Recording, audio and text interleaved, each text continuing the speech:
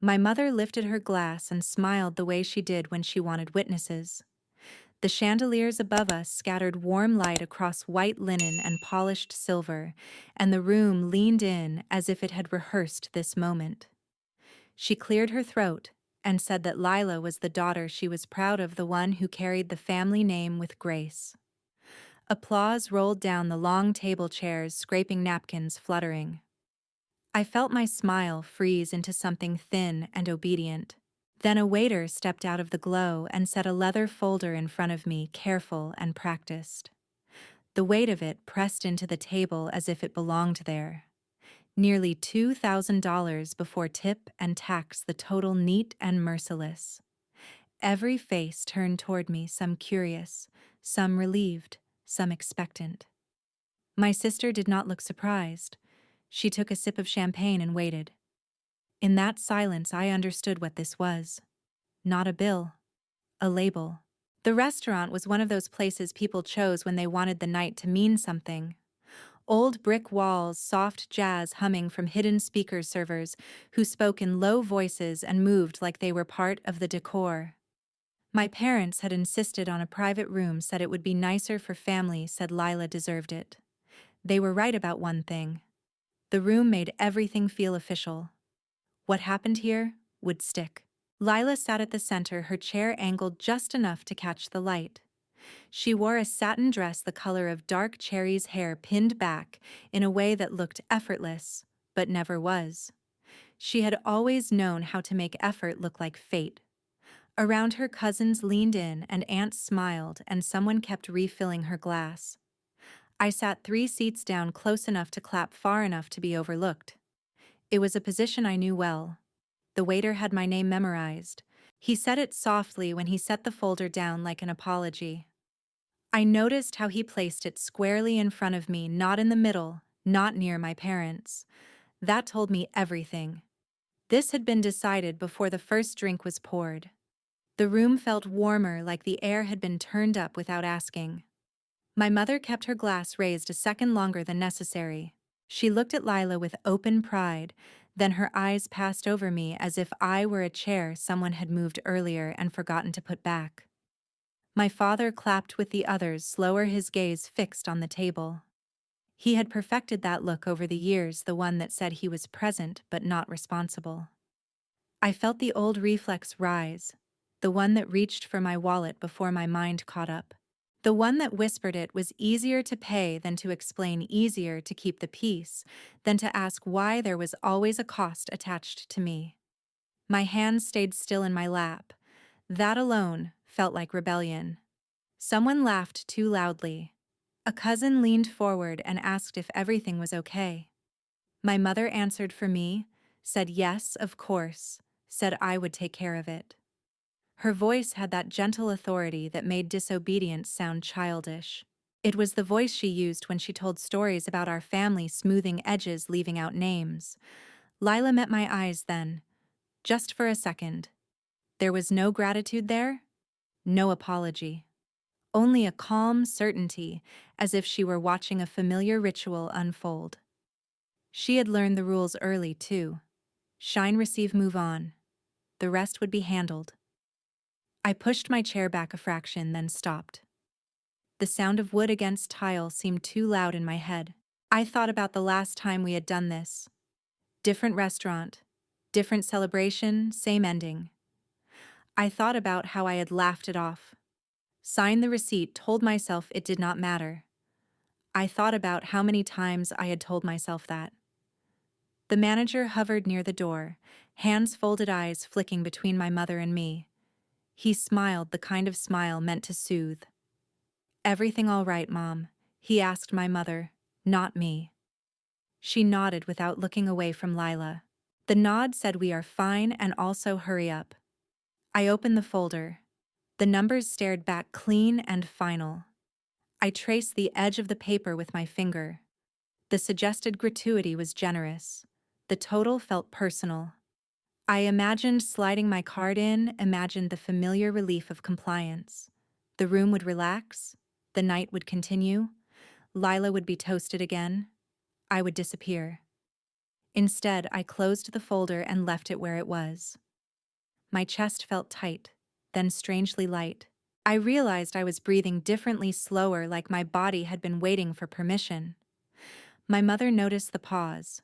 Her smile thinned just enough. She leaned toward me and lowered her voice. "Go on," she said. "Do not make this awkward." Awkward was a word we used when the truth threatened to surface. Awkward was what happened when someone asked why one child paid and the other never did. Awkward was the price of naming things. I looked around the table. An aunt met my gaze and looked away. A cousin gave a small shake of her head, a warning or a plea, I could not tell. My father cleared his throat. He did not speak. He never did when it mattered. The music in the room shifted to a slower song. The candles flickered. Outside, a siren wailed and faded the city, reminding us it existed. I thought about the drive here, about the way my mother had talked the whole way, listing details, assigning tasks. I thought about how she had said I would handle the end like it was a favor. When I was younger, I believed being needed was the same as being loved. I believed that if I did enough, paid enough, showed up enough, someone would notice. Over time, that belief hardened into a habit. Habits are quiet. They do not announce themselves. They just happen. The waiter returned, hovering. He asked if we were ready. My mother answered yes. I did not move. Lila set her glass down and sighed, the sound delicate, rehearsed. She said it was her birthday and she wanted everyone to enjoy themselves. She did not say my name. She did not need to. I felt the old shame creep up my neck, hot and familiar. It carried memories with it. School fundraisers I covered. Trips I paid for when someone else forgot their wallet. Emergencies that were not mine until they were. Each memory lined up like receipts. I pressed my feet into the floor and felt the room under me, the chair, the table, the weight of the folder. I thought about how the night would be remembered. Not for the food or the laughter, but for what happened next. I understood then that whatever I did would teach them something. The question was what? My mother reached for the folder, then stopped herself. She waited.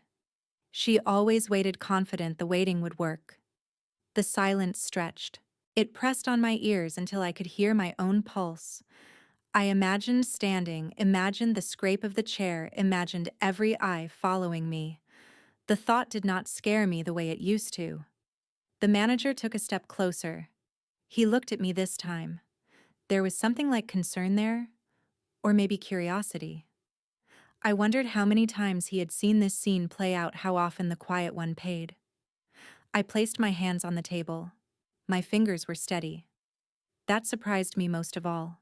I realized I was done pretending this was accidental. Done pretending it did not hurt. The words gathered somewhere behind my teeth, not sharp, not loud, just true. I inhaled slow and deliberate and felt the room hold its breath with me. The truth was, I had felt that pause before, long before a waiter ever set a bill in front of me. The room at the restaurant might have been new, but the sensation was old. That tight awareness that everyone was waiting on me to do the sensible thing, the helpful thing, the thing that kept the night moving. Standing there with my hands on the table, I understood how easily I had been trained into that moment. When I was little, people liked to say I was easy. It sounded kind. It was meant to be a compliment. I did not cry much, did not argue, did not ask twice. If something needed doing, I did it. If a room needed quieting, I quieted myself. Adults smiled at that. They called me mature, said I had an old soul. My sister Lila, on the other hand, was described as special. She had a laugh that carried a way of entering rooms that made people turn. Relatives leaned down to her level and asked about her dreams. With me, they asked what I was helping with these days. I learned what I was for without anyone ever sitting me down to explain it. There was a morning when I was maybe 8 and Lila was 6. We were getting ready for school, the kitchen loud with the radio and the scrape of chairs. Lila wanted cereal that morning, the sweet kind with marshmallows. We were out. She started to cry, dramatic and sharp, the kind of cry that made my mother flinch. Mom sighed and opened the pantry, then the fridge, then turned to me. I remember her saying, "Can you take toast instead today, sweetheart?" I nodded. I always nodded. Lila got eggs instead, special and warm. I ate toast, standing at the counter. Nobody thought that moment mattered. I did not either. It was just breakfast. It was also the first exchange. That pattern repeated itself so often it became invisible. Lila had dance lessons that ran late, so dinner waited. I had a project due, so I stayed up. Lila forgot her lunch, so I brought mine home untouched. When I did well in school, my parents said, "Of course you did. You always do." When Lila did anything at all, they told stories about it for weeks. Once, when I was 10, I asked if I could sign up for a summer art class. My mother glanced at the calendar, then at the checkbook. She said, "Maybe next year, honey, things are a little tight." 2 days later, she bought Lila a new leotard and shoes for a recital. I remember watching her tie the ribbons, how careful she was not to crease the fabric. I remember thinking that money must move differently for different people. By the time we were teenagers, I had learned to step in before being asked. If my father needed help with paperwork, I sat beside him and sorted it. If my mother was overwhelmed, I cleared counters and made lists.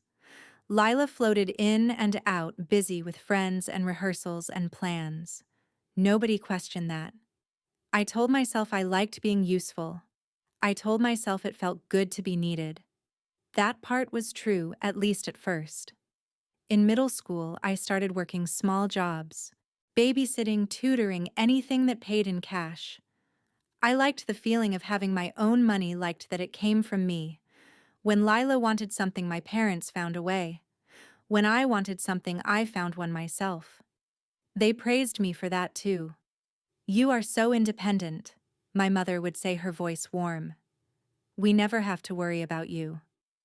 The first time I noticed how conditional that warmth was came later when I hesitated. I was 16 and exhausted, juggling school and work, and a household that leaned on me more than anyone acknowledged. One evening, my mother asked if I could drive Lila to a friend's house across town. I had an exam the next morning and a shift afterward. I said I was tired. The word felt heavy in my mouth.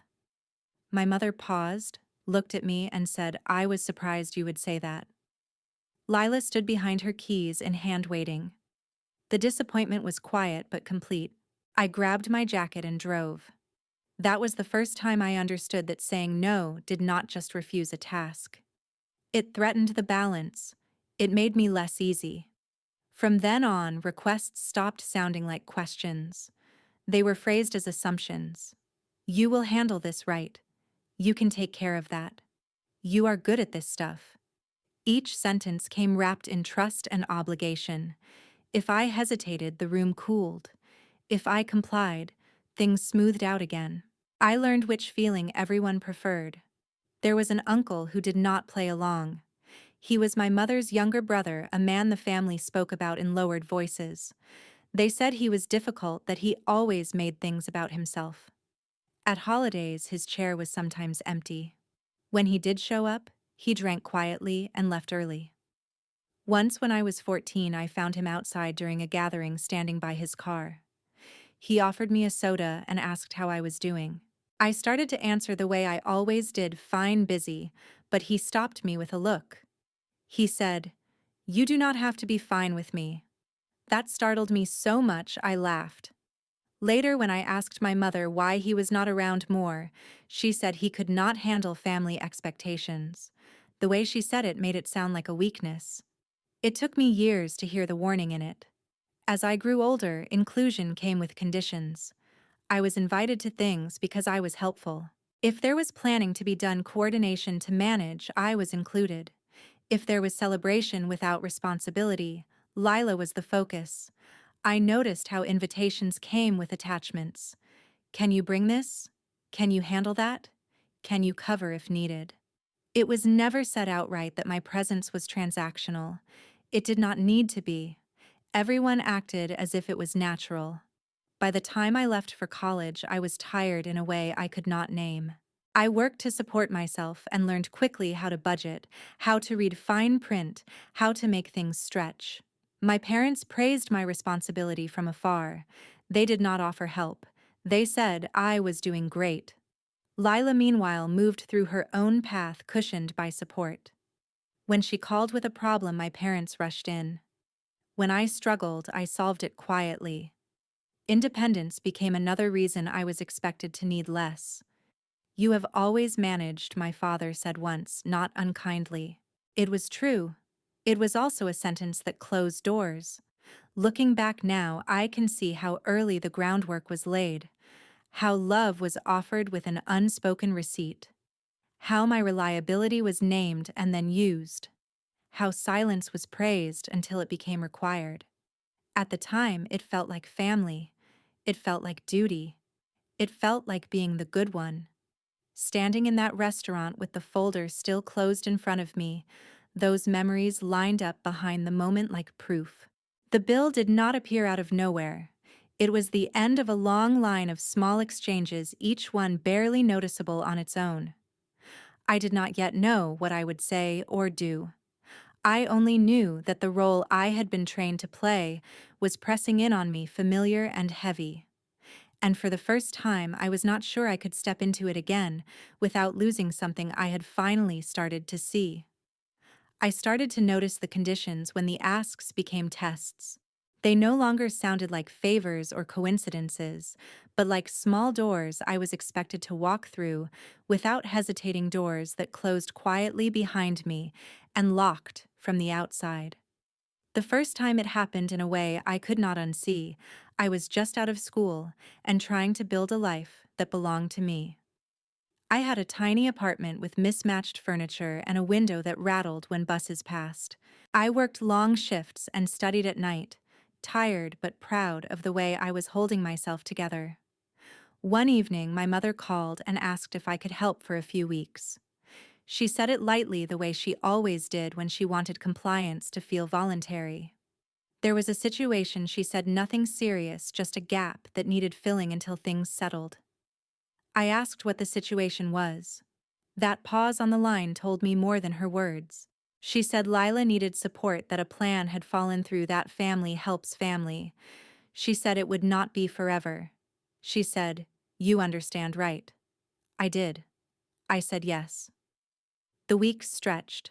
The gap became routine. I rearranged my schedule and told myself it was temporary. Every time I asked how long it would last, the answer shifted. Soon. After this. Just until. Gratitude was expressed once briefly and then replaced by expectation. When I hinted at stepping back, my mother's tone cooled. She said, "I thought you would want to be there for your sister." The word "want" landed like a verdict. That was the moment when no began to sound like betrayal. I tried it anyway, softly. I said I was stretched thin, that I needed to focus on my own work. The response was not anger. It was worse. Silence. Calls went unanswered. Updates stopped. When I did hear from them, the warmth was gone. My father spoke to me as if I had disappointed him in a way he did not want to name. Lila sounded confused, as if my refusal were a personal attack rather than a boundary. I caved within days. The temperature rose again. The system reset. From then on, love arrived with strings I could feel tugging even when no one pulled. There was a relative the family never quite erased but never quite claimed either. My Aunt Evelyn, my father's sister, lived a few hours away and came to gatherings irregularly. When she did, people braced. They said she was intense, that she made everything complicated. I watched how my parents stiffened when she spoke, how they dismissed her concerns as drama. Once, when I was home for a holiday, I found her in the kitchen late at night rinsing a mug. She asked how I was holding up. The question felt different from the others I heard, quieter, more precise. I shrugged and said I was busy. She smiled sadly and said, Busy is often how we describe being used when we do not have language for it yet. The next morning, my mother warned me not to take Evelyn too seriously. She said she had trouble staying in her lane. I did not know then that the lane was obedience. Inclusion began to feel conditional. If I was useful, I was welcome. If I was tired or hesitant, the invitation grew thin. I noticed how plans were made with the assumption that I would cover loose ends. I noticed how Lila's milestones were announced with certainty, while my own were treated as background noise. When I asked for something, the room filled with reasons. When Lila asked, solutions appeared. Sacrifice became normal. It was framed as character. "You are generous," my mother said. "You are strong. You do not need much." The compliments sounded like praise and functioned like permission slips for more taking. I internalized the idea that my needs were optional. I told myself wanting less made me better. There was a moment that crystallized it sharp and clean. A family event had gone long and the house was in disarray. Everyone was tired. My mother looked around and said we should clean up. Then she looked at me and said, "You will handle it right." It was said in front of everyone. The assumption was complete. I waited just long enough to feel the pressure gather. Then I said I was exhausted and would do it in the morning. The room went quiet. My mother's face tightened. She said I was being difficult. Lila disappeared. My father avoided my eyes. I cleaned anyway. Hands shaking anger swallowed so deeply it made me nauseous. That night, lying awake, I realized something important. The system did not require my happiness. It required my participation. From then on, I stopped looking for fairness. I started watching instead. I noticed how requests came wrapped in urgency and praise. I noticed how problems became emergencies only when I was needed. I noticed how my absence created anxiety. I did not confront it yet. I did not have the words or the courage. I only gathered evidence. I asked myself questions I had never allowed. Why was love measured by my willingness to absorb inconvenience? Why did one daughter get applause and the other get assignments? Why did my refusal feel like a threat to everyone's comfort but my exhaustion never did? The answers did not come all at once. They arrived in pieces, in glances and tones and expectations that went unspoken. They arrived in the way my phone lit up when something went wrong and stayed dark when things went right. They arrived in the way my parents spoke about family loyalty when it benefited them and independence when it excused neglect. Returning to the present, to the restaurant and the closed folder, I understood the shape of what was happening. The bill was not sudden. It was the latest condition. A test of whether I would continue to prove my love by paying. I had spent years believing that if I explained myself carefully enough, the system would soften. Now I saw that explanation only fed it. Silence had protected them. Compliance had taught them what to expect. As the room waited and the music hummed, I felt a strange calm settle in. The old fear was there, but it no longer ran the show. I knew what the question was now. It was not whether I could afford the cost. It was whether I would keep paying it. Leaving the table unfinished felt like stepping out of a costume I had worn so long it had started to feel like skin. The question was no longer whether I would keep paying, but how deeply my life had already been wired around the assumption that I always would. Moving out was supposed to change that. I remember the first night alone in my own place, the boxes still stacked to the air, smelling like paint and dust. I sat on the floor and ate takeout with my back against the wall, exhausted and relieved in equal measure. Independence tasted like freedom. I believed distance would loosen the grip of old habits. I was wrong about how far those habits could reach. My parents framed my move as proof I was fine. They told friends I was so capable, so self-sufficient. They said it with pride, but the effect was subtle and lasting. If I could handle living on my own, then I could handle anything. Requests did not stop. They just changed shape. They came by phone and email instead of across the kitchen table. They arrived wrapped in updates and favors, small things that added up. "Can you look over this form?" my father asked one afternoon. "You are good with details." "Can you make a few calls for me?" my mother said another time. "You explain things so clearly." None of it sounded unreasonable. None of it came with an acknowledgement that I had a life already full. I told myself helping was normal. I told myself this was what families did. Somewhere along the way, I became the backup plan. If something went wrong, my phone rang. If a deadline was missed, I was looped in. If there was confusion, I was asked to sort it out. My parents spoke about it as teamwork. They did not notice how often teamwork meant me carrying the weight quietly. Lila floated through her own crises, cushioned by immediate rescue. When she stumbled, my parents rushed in. When I stumbled, I adjusted. It was during that period that the family business, or what we called the business, crept into my life. It was not glamorous. A combination of properties and long-standing arrangements that required attention more than vision. My parents had managed it for years with a mix of habit and avoidance. When something needed organizing, they handed it to me. "Just until things were clearer," they said. "Just to keep everything steady." I learned quickly. I read contracts carefully. I tracked deadlines. I understood the structure well enough to see where it was fragile. My parents assumed I handled tasks, not systems. They did not see me noticing patterns, dependencies, vulnerabilities. They saw competence and mistook it for compliance. There was a moment that changed the way I saw my place in all of it. A letter arrived that my parents could not make sense of, dense with language and implications they preferred not to face. My father brought it to me with a tired sigh and said, "Can you tell me what this means?" I sat at the table and read it slowly, feeling something click. This was not a small thing. This was leverage.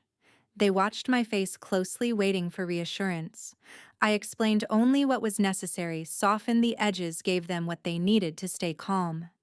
They thanked me and moved on. I did not forget. Over time, responsibilities labeled temporary settled into permanence. Tasks I was meant to cover briefly became mine by default. No one asked if I wanted them.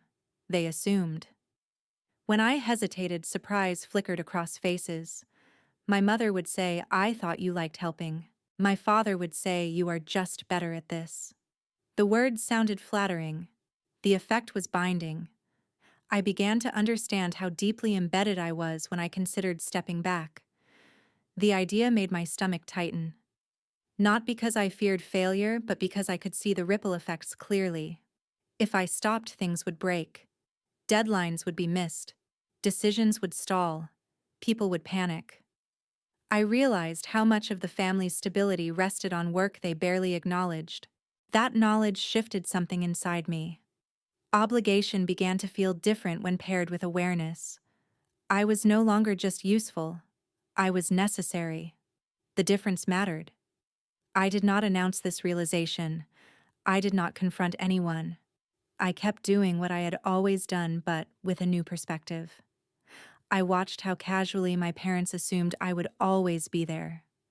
I watched how Lila planned her life around safety nets she did not see. I watched how everyone took my presence for granted. There was a temptation to reveal what I knew, to demand recognition or change. I resisted it. I understood that naming power too early invited control. So I stayed quiet. I let them believe I was still just the reliable one, happy to help, unlikely to disrupt the flow. Back at the restaurant with the closed folder waiting, that quiet knowledge steadied me. The bill felt less like a threat and more like a test they did not know they were giving. They believed money was the lever. They did not know what else I held. The room was still watching. My mother's patience was thinning. Lila's confidence remained intact. My father waited for someone else to decide. I felt the old urge to fix things rise and fall. For the first time, I let it pass. I understood then that I did not need to act yet. Knowing when not to move was part of the power I had been building without meaning to. I stayed still, breathing evenly, aware that the ground beneath the table was already shifting even if no one else could feel it yet. The stillness did not break the spell of the room, it sharpened it. I felt every eye settle more firmly on me, as if waiting could coax me back into motion. The restaurant hummed around us, plates clinked somewhere beyond the door. Laughter drifted from another table, but inside our private room, time thickened. This was supposed to be simple. That was the lie threaded through the night from the start. I looked around with a clarity I had never felt before. The seating was not accidental. My parents at one end, Lila at the center, me placed within reach, but out of the spotlight. The menu had been chosen weeks ago, my mother bragging about the chef and the wine pairings. She had spoken of the evening as if it were a gift she was giving, not one she was orchestrating. Now I saw the choreography. Every course had arrived on cue. Every toast had been timed. The bill had a destination. My mother tapped her glass again softly. This time the sound meant only for me. She smiled with a patience that felt rehearsed. "Go ahead," she said, keeping her voice light. "Let us not hold things up." The phrasing was familiar. Do not hold things up. Do not slow us down. Do not make this harder than it needs to be. I had lived my life translating those sentences into action. I glanced at the folder again. It sat square, unbothered, the total unchanged by my attention. The number did not scare me. What scared me was how easily everyone assumed I would take it. Across the table, a cousin shifted uncomfortably. An aunt studied her napkin. Someone cleared their throat. These were the people who had watched this pattern play out for years and learned when to look away. Silence was a shared language in our family. Tonight, it pressed on me from every side. Lila leaned back in her chair, the silk of her dress catching the light. She did not say anything. She did not need to. Her calm told me this moment had been accounted for. She expected the evening to continue as planned, with dessert and speeches and photos, her birthday preserved as perfect. I wondered if she ever noticed the work that went into maintaining that perfection, or if it simply appeared for her like magic. The waiter hovered near the door, eyes flicking between us. He looked young, earnest, caught in something that was not his problem, but had become his responsibility anyway. I recognized that feeling. I gave him a small nod, an acknowledgement that I saw him. He relaxed slightly, then waited. My father finally spoke. "Just take care of it," he said quietly, not looking at me. His tone carried an unspoken plea. He wanted the tension gone. He wanted the night back on its rails. He had always wanted that, even when the rails ran straight over me. I thought about all the times I had smoothed things over, paid quietly, apologized for moods I did not cause. I thought about how keeping the peace had become my second job. The cost had never been just money. It had been attention, energy, the slow erosion of self-respect. Tonight, all of that sat neatly itemized in front of me. My mother reached for her purse, then stopped herself. The gesture was quick, almost imperceptible, but I caught it. She had never intended to use it. The expectation lived elsewhere. It lived in me. The pressure shifted from polite to pointed. A friend of Lila's asked if everything was okay, her voice bright with concern that felt like curiosity. My mother answered for me again, said, "Of course, just a small delay." Small. Everything was always small when it was mine. I felt the familiar pull to perform gratitude, to smile and say it was nothing, to turn obligation into generosity, so no one else had to feel uncomfortable. Guilt rose swift and practiced. It whispered that refusing would ruin the night, that I would be the reason for any disappointment. I recognized that voice now. It had kept me compliant for decades. Instead of reaching for my wallet, I folded my hands together. The gesture felt deliberate, grounding. I let the silence stretch. My mother's smile tightened. Lila glanced at her phone, irritation flickering across her face before she masked it. The room waited. I realized then what they assumed about me. They assumed predictability. They assumed I would absorb discomfort so others did not have to. They assumed I would choose ease over truth. That assumption had been their greatest comfort. It was also their weakness. The longer I waited, the more the air changed. What had been confidence edged into unease. My father shifted in his chair. My mother's patience frayed at the edges. She leaned toward me and lowered her voice. "You are being dramatic," she said. "This is not the time." It struck me how often my boundaries had been labeled drama, how quickly my needs became inconveniences when they disrupted the plan. I felt a quiet resolve settle in.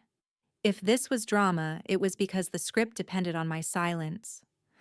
I thought about the cost of keeping it easy, about the hours and dollars and emotional labor I had poured into this family, about the way my independence had been used as evidence that I could always give more. The peace I had kept had never been neutral. It had preserved a hierarchy that placed me at the bottom, useful and unseen. The manager stepped closer, concern etched into his expression. "Is there anything I can do?" he asked, his voice careful.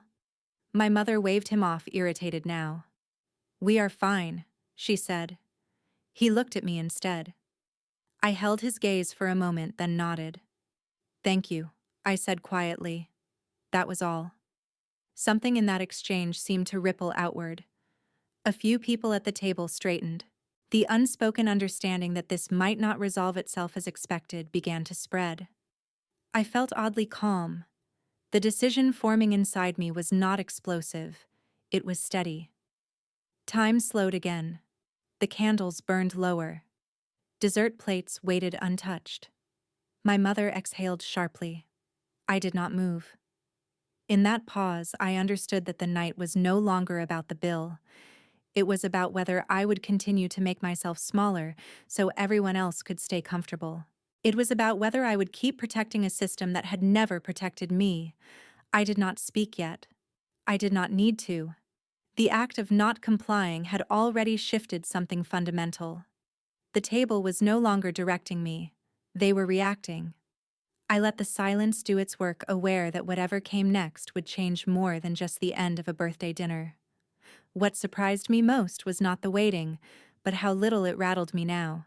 The silence at the table had become something else, no longer a trap, but a space I could stand in without flinching. As the room shifted and people adjusted in their seats, I realized the balance had already changed. They felt it too, even if they could not name it. I had spent years being underestimated, and I finally understood how useful that had been. My family mistook my competence for compliance. They saw someone who handled details and smoothed problems, and they assumed I did it because I enjoyed being helpful. They never considered that I was watching, learning, storing things away. Invisibility had given me access without scrutiny. It had allowed me to see how the machine ran. I remembered the first time I was trusted with something that mattered. It did not feel dramatic at the time. My father handed me a stack of papers and asked me to organize them, said he was overwhelmed and needed a fresh set of eyes. I sat at the dining table and sorted through contracts, notices, schedules. I noticed inconsistencies, dates that did not align, obligations that depended on a single person following through. I pointed out only what was necessary, keeping my voice calm, offering solutions that eased his stress. He thanked me and took the papers back, relieved. He never asked what else I had seen. Over time, those moments multiplied. Access arrived disguised as errands. "Can you log into this and check something? Can you talk to them and see what they want? Can you hold on to this for now?" Passwords were shared casually. Documents landed in my inbox without explanation. I learned the structure of our family's arrangements not because I sought power, but because power dripped into my hands while everyone else looked away. There was a near crisis once that showed me the weight of it. A deadline loomed that my parents had forgotten, one that could have cost them more than money. I caught it days before it hit and fixed it quietly, making calls, sending confirmations, smoothing over the lapse. When I told my parents it was handled, they laughed with relief and said they knew they could count on me. They did not ask how close it had come. They did not want to know. I lay awake that night, heart racing, understanding for the first time how much depended on my attention. That was when I realized access was leverage even if I never intended to use it. I never announced what I knew. Part of me feared the backlash. Years of conditioning told me that naming my importance would be seen as arrogance or ingratitude. Another part of me understood something deeper. Power revealed too early invites control. So I stayed quiet. I continued to perform reliability. I answered calls. I handled issues. I let them believe nothing would change. Watching them assume I would never leave became its own education. Plans were made without my input, built on the certainty that I would show up at the end to fix whatever cracked. My parents spoke freely about the future, confident in the safety net they thought would always be there. Lila moved through her life without concern for consequences, trusting they would be absorbed elsewhere. They were comfortable because they believed the foundation was solid. I began to notice what happened when I delayed instead of responding immediately. A few hours passed without my usual reassurance, and tension crept in. Messages followed up quickly. Voices sharpened. The system depended on my predictability more than anyone wanted to admit. They had grown careless because they thought I was permanent. There was power in not correcting them. I stopped reminding. I stopped anticipating needs before they were voiced.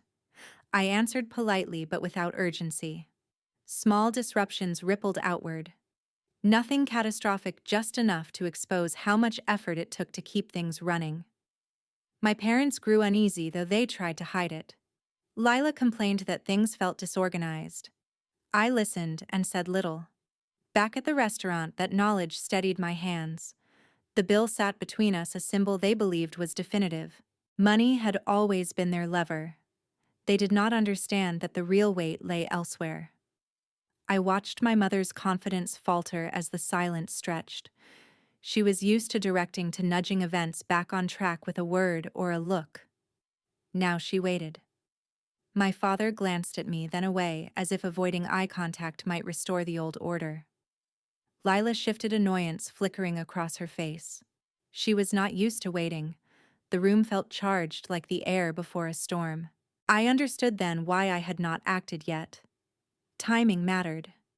Using leverage too soon would turn this into a fight about control rather than a reckoning with the system itself.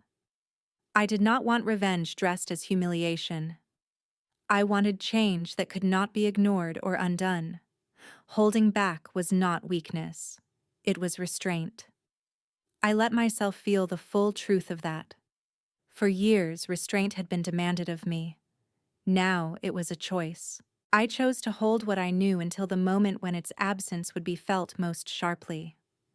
I chose to let them sit with uncertainty, to experience the discomfort I had carried alone. The waiter cleared his throat softly near the door. My mother shot him a look that said, "Not now." I met his eyes again and gave a small, steady nod. He stepped back, confused but compliant. I recognized that too. People follow the calmest presence in the room. As the minutes passed, I felt a quiet confidence take root. Not the brittle kind that needs applause, but the solid kind that comes from knowing where you stand. The bill was still unpaid. The night was still suspended. And I was no longer reacting.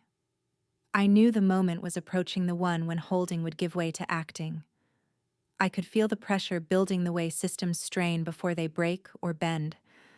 I stayed still, aware that what I carried could not be taken from me now. It was mine to use when it mattered. The table waited. And for the first time, I did not feel the urge to save it. Silence had always been my job, even when no one called it that. Sitting there with the table waiting and the bill untouched, I could finally see how much I had fed the system simply by staying quiet. Every time I swallowed a thought or smoothed a moment, I had been oiling the gears that kept everything running exactly as it was. Growing up, I was praised most when I did not make noise, when I did not ask questions, when I did not need much. My parents liked to say I was low maintenance, It sounded affectionate. What it really meant was that I cost them less effort. Lila was allowed moods and demands and dreams that needed tending. I was expected to manage myself, and eventually manage everyone else. I remembered how often adults told me I was so mature for my age. They said it with smiles, with relief. I see now that what they meant was that I did not require care. I had learned early how to step aside so others could take up space. I had learned that harmony depended on me, shrinking quietly when things grew uncomfortable. There were moments when I almost spoke. Moments that flickered like matches and died just as quickly. A holiday dinner when my mother joked about how reliable I was, how she never had to worry about me, and the room laughed. I felt something twist in my chest and opened my mouth, then closed it again. A phone call when my father assumed I would handle another issue without asking, and I felt the word no press against my teeth before retreating. Each time I chose quiet. Each time the room stayed calm. I told myself I was choosing peace. I told myself confrontation would only make things worse. What I did not see then was how that peace was purchased. It was bought with my silence and sold to everyone else as normal. Looking back, it is easy to trace who benefited. Lila moved through life insulated from consequences, confident that support would appear when she needed it. My parents avoided hard conversations and change, comforted by the belief that I would absorb whatever strain arose. Even extended family benefited, spared the awkwardness of acknowledging imbalance. Silence was a group effort. I was just the one doing the work. The first time someone outside the family named it, I did not want to hear them. I had been dating Mark for a while by then. He was gentle in a way that did not demand anything from me, which at first made me uneasy. We had dinner together one evening after a long day, and I mentioned the birthday plans casually, the private room, the expectation. I said it like a joke, like it was just how things went. He listened quietly, then asked a question that stopped me cold. He asked why they assumed I would pay. I laughed it off. I said it was easier that way. He did not argue.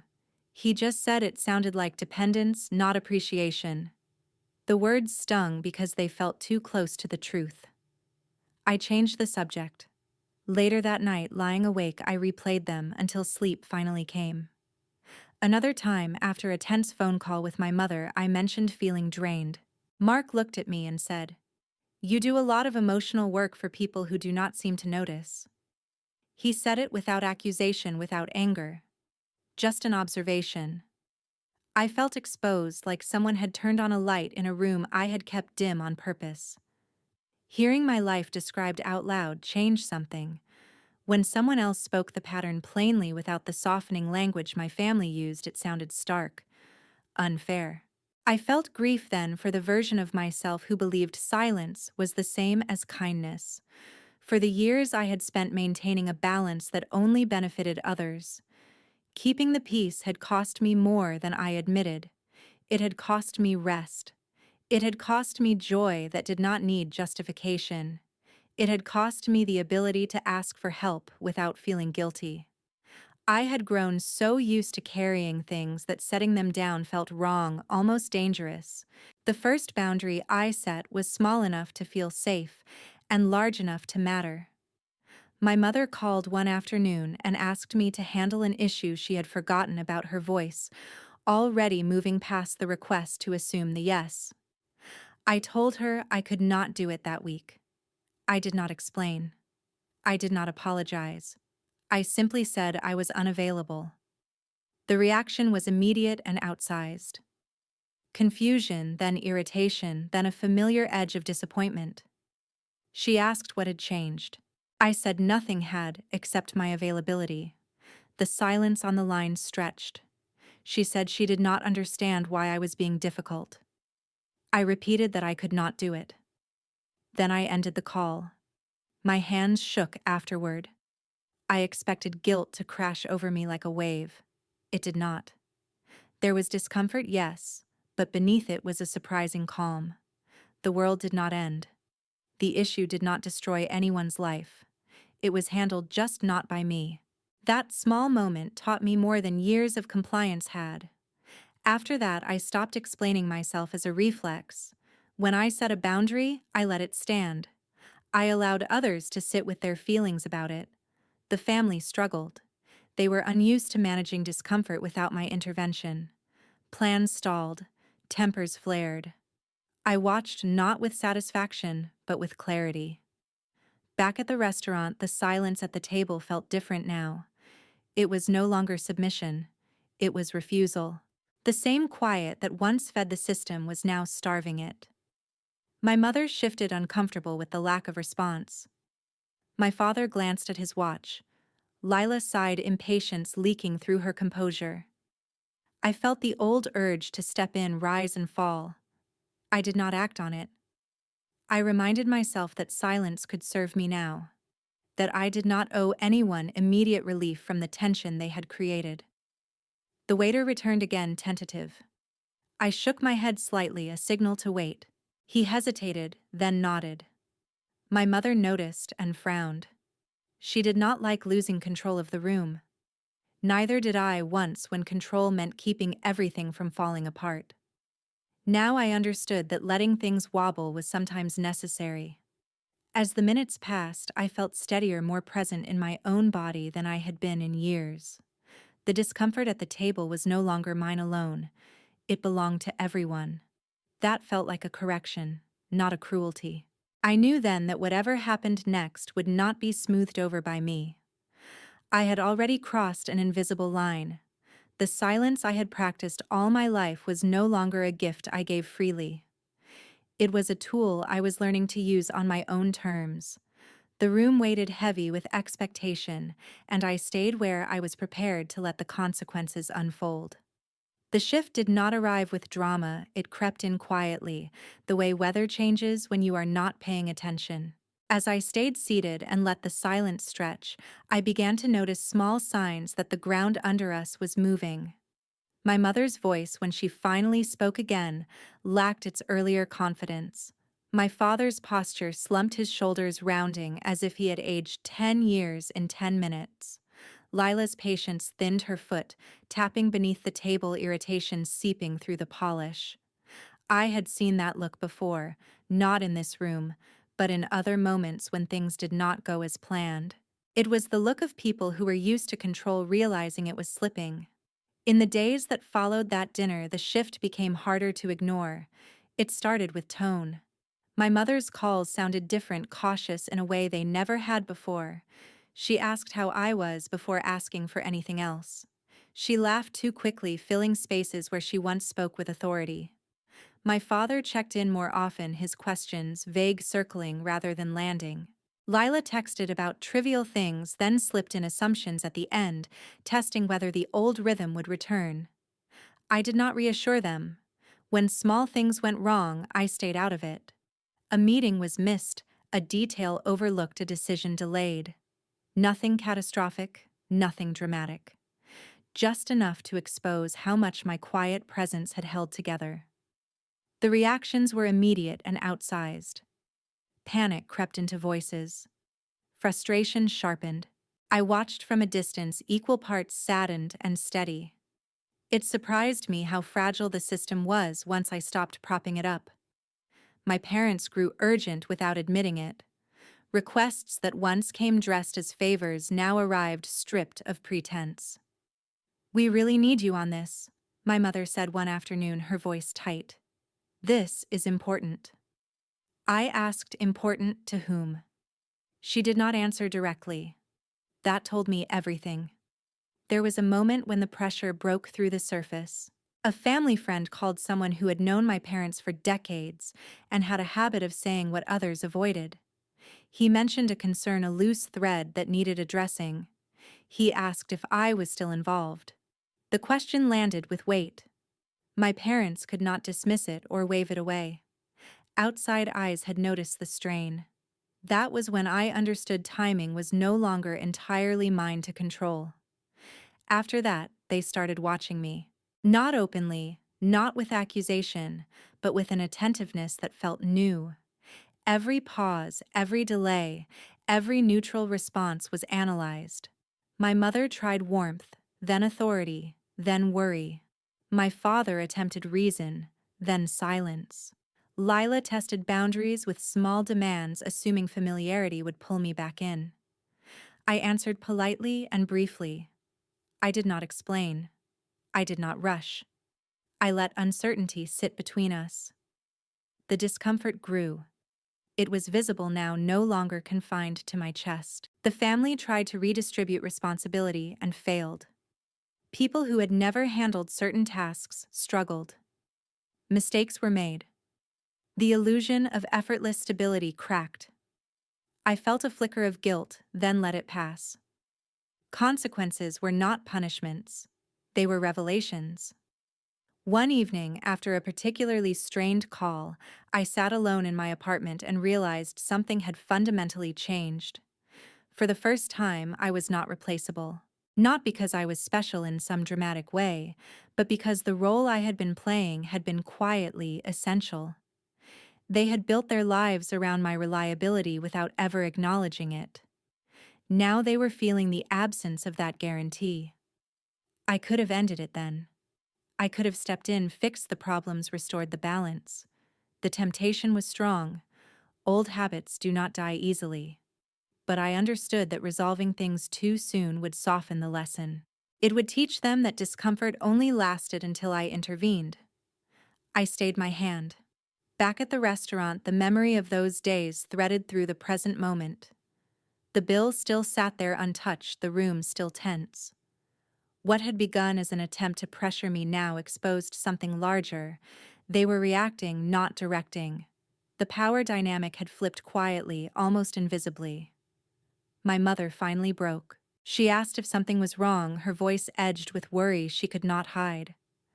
I met her gaze and said nothing. The truth was not ready to be spoken yet. Not here. Not like this. I felt the weight of the moment settle in my bones. This was not about winning or humiliating anyone. It was about letting the system reveal itself fully before I changed it. I had learned patience the hard way. Now it served me. As dessert plates cooled and the room remained suspended, I knew the breaking point was approaching. They would escalate. They would demand clarity, answers, compliance. And when they did, I would be ready. For now, I stayed still, listening to the quiet creak of a structure under strain, aware that the next move would carry consequences none of us could undo. The demand came sooner than I expected, and it arrived dressed as urgency instead of choice. My phone rang early the next morning before the tension from the night before had fully settled in my body. My mother's voice was tight, clipped around the edges like someone holding a door closed with their shoulder. "We need to talk today," she said. "This can't wait." I didn't ask what it was about. I already knew. There was a rhythm to these things. When pressure failed quietly, it returned louder, framed as necessity. I told her I was at work and asked what was wrong. She exhaled sharply and said it was complicated, that everyone was stressed, that the family needed me to step in. The words family and need were placed carefully like weights meant to tip the scale. By the time we met that afternoon, the situation had been fully assembled. My parents sat at the kitchen table, papers spread out in front of them, tension hanging in the air like humidity. Lila paced near the window, phone in hand, eyes darting between us. No one offered coffee. No one asked how I was. The crisis had arrived and my presence was assumed. My father cleared his throat and began to explain. There was an issue that needed immediate attention, something involving commitments that could not be delayed. The details were familiar enough that I understood the stakes within minutes. This was not small.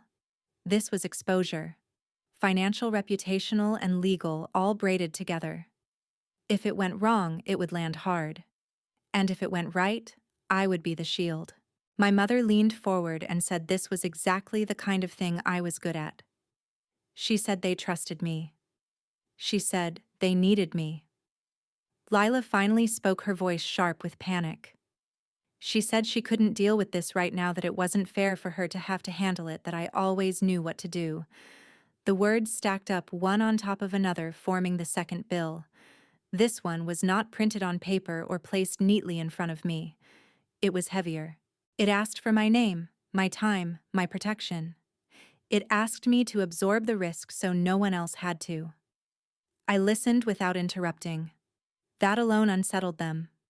My mother's explanations grew more frantic, filling the silence I left. My father avoided my eyes. Lila crossed her arms, frustration etched into her posture. The room felt like it was closing in the same pressure, dressed in different clothes. I understood then why this one mattered more than the dinner. Paying the bill had been symbolic. This was structural. If I agreed, I would be locking myself back into a role I had only just begun to loosen. I would be telling them that despite everything, I was still willing to cover the cost when it truly counted. The pressure campaign began almost immediately. My mother invoked loyalty. She said family shows up. She said this was not the time to make a point. My father spoke about responsibility, about not letting things fall apart. He said we had all benefited from the stability we had built together. Lila accused me of abandoning them, her voice cracking just enough to sound wounded rather than entitled. Extended family weighed in quietly, messages appearing on my phone from people who rarely reached out unless something was wrong. Everyone seemed to have an opinion about what I should do with my life, my resources, my peace. No one asked what it would cost me. I walked through the consequences of saying yes in my mind. I saw the months ahead, the stress, the sleepless nights. I saw how my involvement would make everything smoother for everyone else while tightening the knot around me. I saw how easily this would become permanent, another temporary favor that never ended. Then I walked through the cost of saying no. I saw the fallout, the accusations, the disappointment, the way my name would be spoken with a new edge. I saw doors closing, relationships cooling. I felt the familiar ache of being labeled selfish, ungrateful, cruel. I acknowledged the grief that came with that vision. Loss was still loss even when it was necessary. There was no painless choice, but only one of them respected my dignity. I thought about the quiet strength I had been building, the boundaries that had already shifted things. I thought about the outside voice that had named the pattern, the relief that came with hearing the truth spoken plainly. I thought about the woman I had been at that table, hands folded, refusing to move on command. That was the alignment moment. The point where my values lined up clearly enough to act. I looked at my parents and said I couldn't do it. The room reacted instantly. My mother's face flushed shock, giving way to anger. She said she didn't understand how I could do this to them. My father asked if I realized what was at stake. Lila stared at me as if I had slapped her, her voice rising as she demanded to know why I was being so heartless. I did not raise my voice. I did not justify or explain beyond what was necessary. I said I would not take responsibility for something I did not create. I said I was stepping back. I said they would need to find another solution. The shock was palpable. This was not the response they had planned for. They had expected hesitation, negotiation, eventual surrender. What they got was finality. The aftermath was chaotic. My mother cried. My father grew silent, his jaw tight. Lila stormed out of the room, slamming the door behind her. Messages began to fly, blame shifting rapidly as people scrambled to adapt.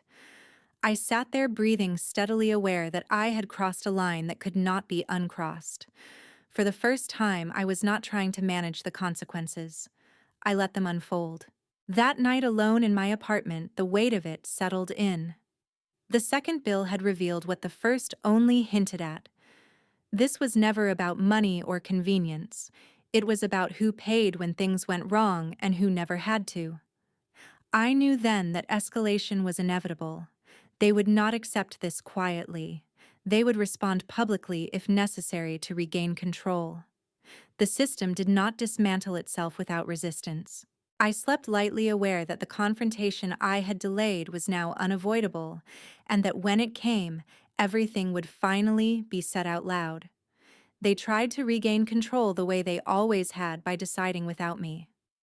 I found out about the meeting from a short text sent late the next afternoon framed as an update rather than an invitation. "We need to talk as a family tonight. Please be there." The address was my parents' house. The tone assumed compliance even now.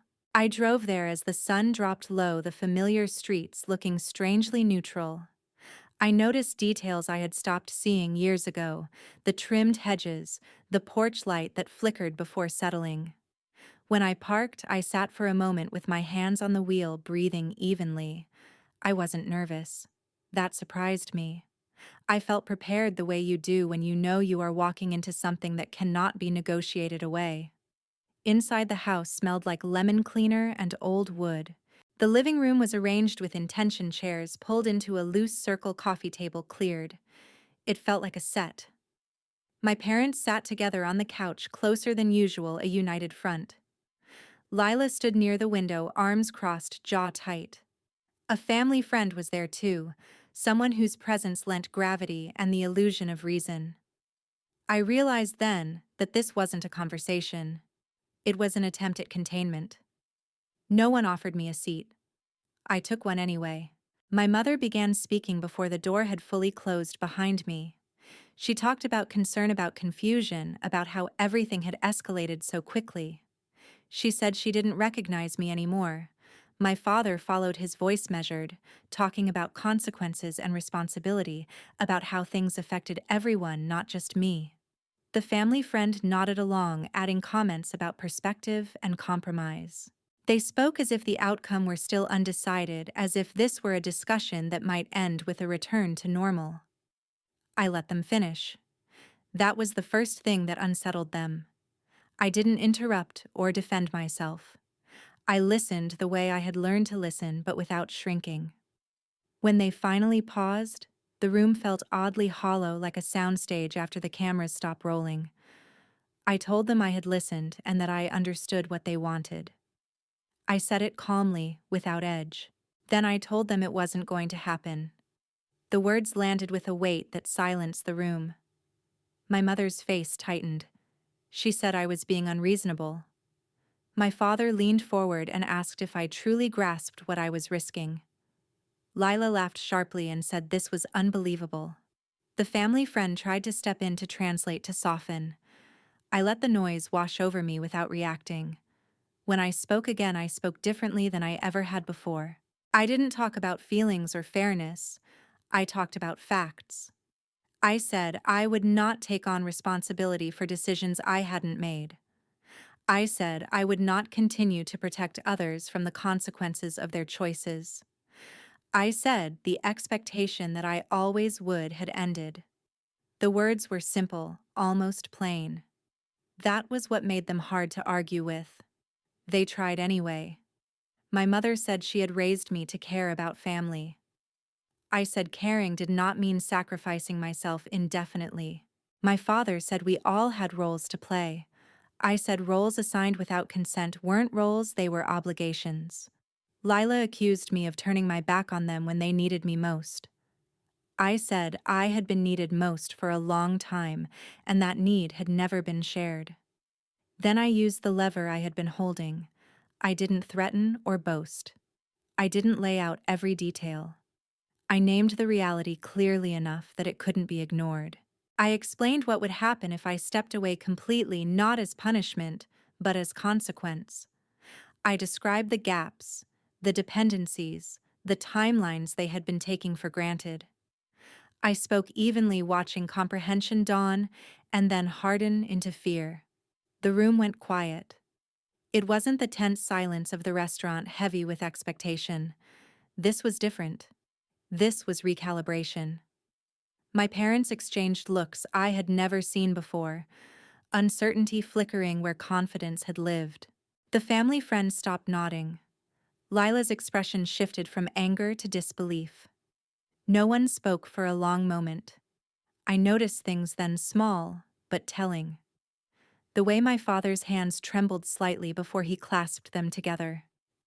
The way my mother swallowed hard, her mouth opening and closing as if searching for a response that would restore order.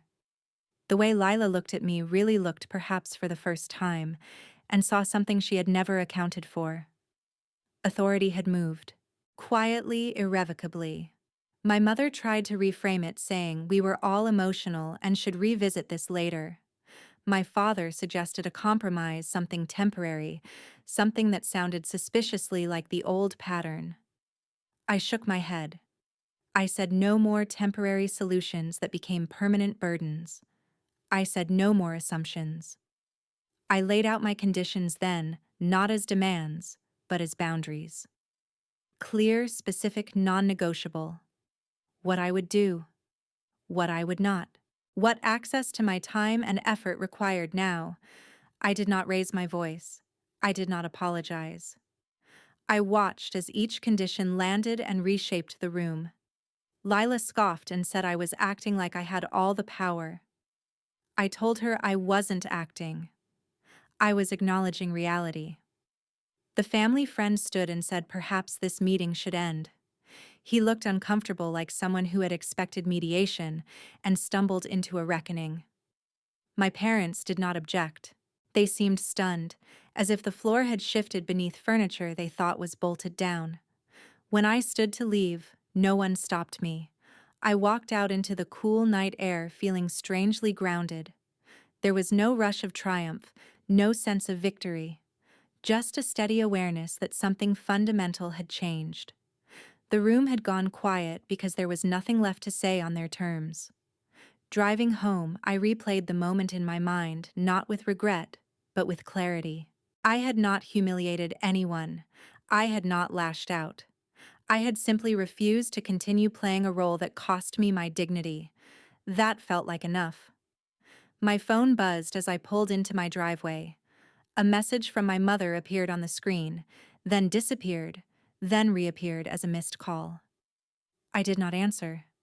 Not yet. Inside my apartment, the familiar quiet wrapped around me. I set my keys down, kicked off my shoes, and sat on the edge of the couch. My hands were steady. My breathing was even. I realized I felt something I had not expected. Relief? Yes. But also gravity. Because I knew this was not the end. It was the turning point.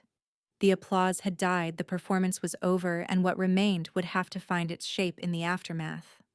I sat there in the quiet, aware that the next phase would reveal who they were without the illusion of control, and who I would be without the habit of compliance. The quiet that followed me home felt heavier than the confrontation itself.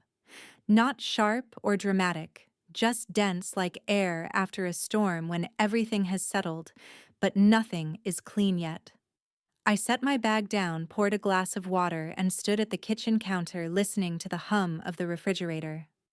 For the first time in as long as I could remember, I did not feel the urge to reach for my phone and fix whatever came next. It stayed silent longer than I expected. When it finally rang, it was my father.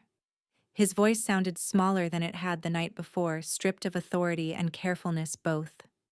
He said he had been thinking. He said he should have said something sooner. He said he never meant for things to fall on me the way they had. I listened without interrupting, without filling the spaces when he paused. When he finished, I said I appreciated him calling. I said I needed time. He accepted that, or at least he did not argue. My mother waited another day. When she did reach out, it was a single text asking if we could talk. No explanations, no accusations. Just a request. That alone told me the ground had shifted. We spoke later that evening. She started by saying she felt blindsided, that she had not realized how much pressure I felt.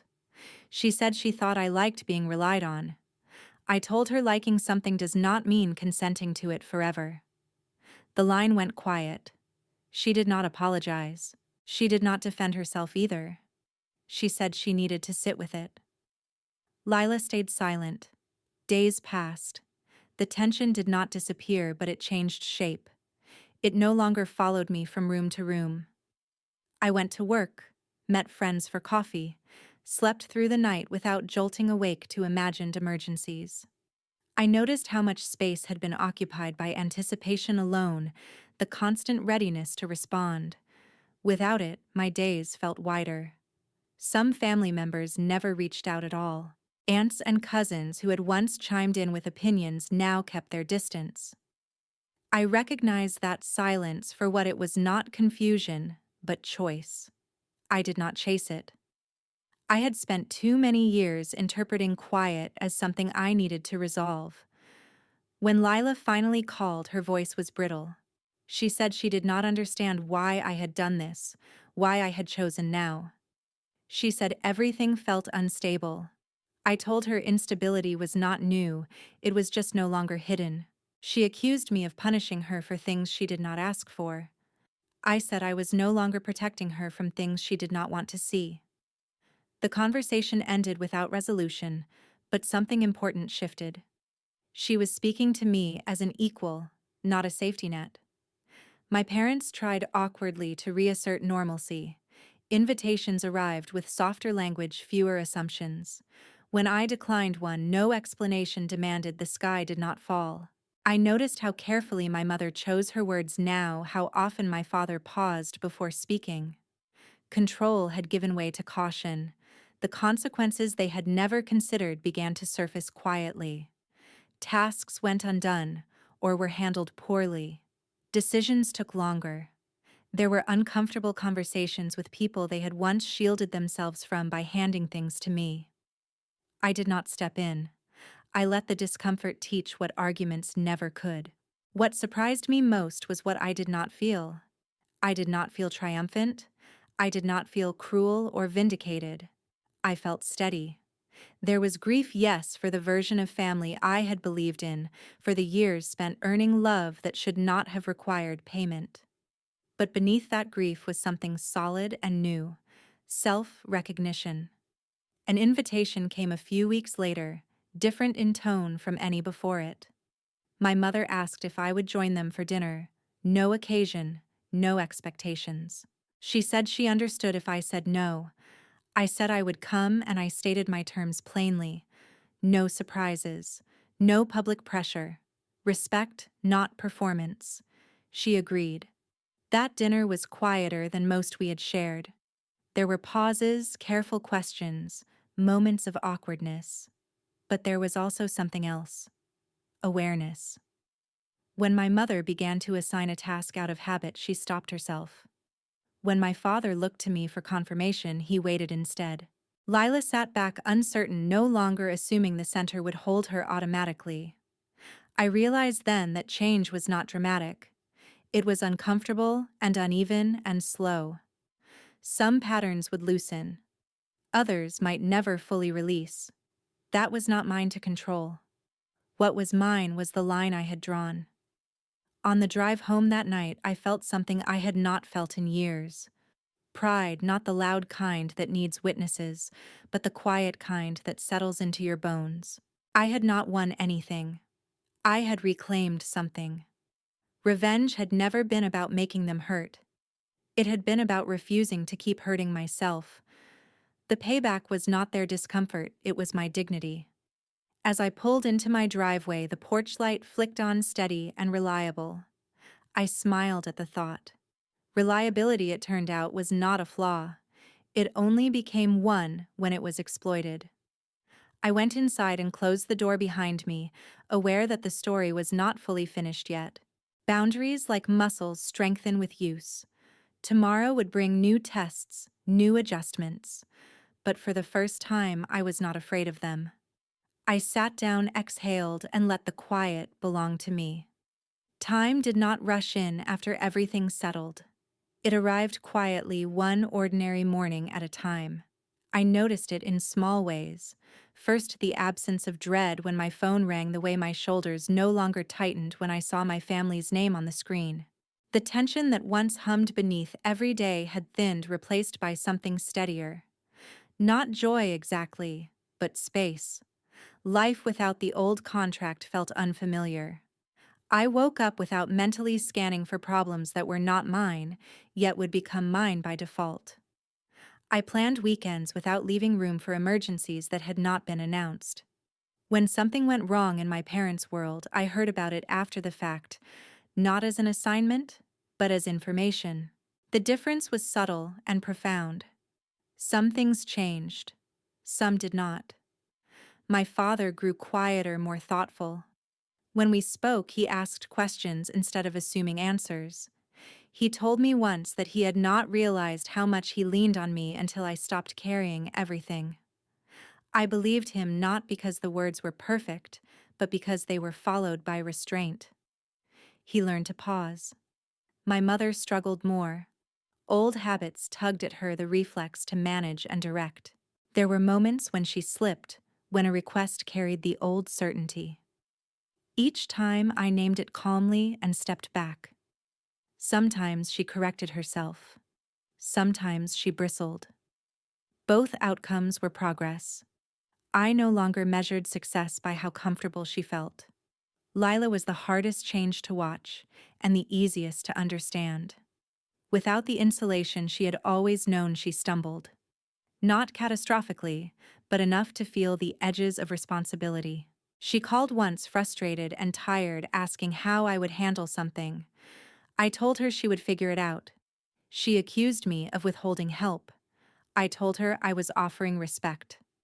The line went quiet. Later she texted to say she had solved it. There was no thank you, but there was something else. Independence. Equality, I learned, is not warmth. It is distance measured honestly. My parents tried to reconnect on new terms. They invited me to things without strings attached. I accepted some and declined others. When I said no, the word stood on its own. When I said yes, it felt chosen rather than required. Respect, I realized, was not about tone or intention. It was about behavior that did not test my boundaries. The moment I felt restored did not come at a family gathering or a dramatic reconciliation.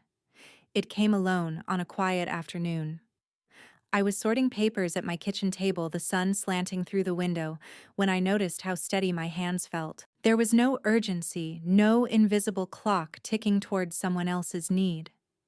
I was whole in that moment, not because anyone approved, but because I did. For years, I had mistaken endurance for virtue. I had believed strength meant carrying more than my share. Letting that belief go felt like setting down a weight I had forgotten was optional. Dignity, it turned out, did not require witnesses. People asked me if I felt satisfied if it felt like revenge. The word never fit. Revenge suggests harm, a desire to see others suffer. What I had done was refuse. I had stepped out of a system that fed on my compliance. The payback was not their discomfort. It was my freedom. Karma did not arrive with thunder. It arrived as consequence, quiet and exact. I thought often about the night at the restaurant, the bill that named my place. I no longer felt the sting of it. That moment had been a doorway, not a wound. It showed me the price I had been paying and gave me the chance to stop. The price of admission to my life is simple now. Respect. Not admiration, not gratitude, not obligation. Respect that shows up as listening, as consent, as shared responsibility. Without it, the door stays closed. With it, I can stay open without disappearing. My family is still my family. Some relationships are warmer than others. Some may never return to what they were. I accept that. Peace built on erasure is not peace at all. What I have now is quieter and stronger, a balance that does not depend on my silence. If you have lived under favoritism disguised as love, if you have paid bills no one acknowledged and carried weight that was never yours, I see you. You are not selfish for wanting fairness. You are not cruel for setting terms. Boundaries are not punishment. They are instructions for how to treat you. If this story echoed something in your own life, I invite you to share it in the comments. Your voice matters here. And if you want to hear more stories about reclaiming dignity, about justice that arrives through clarity and courage, stay with me and subscribe. Some doors only open when we decide what we will no longer pay for.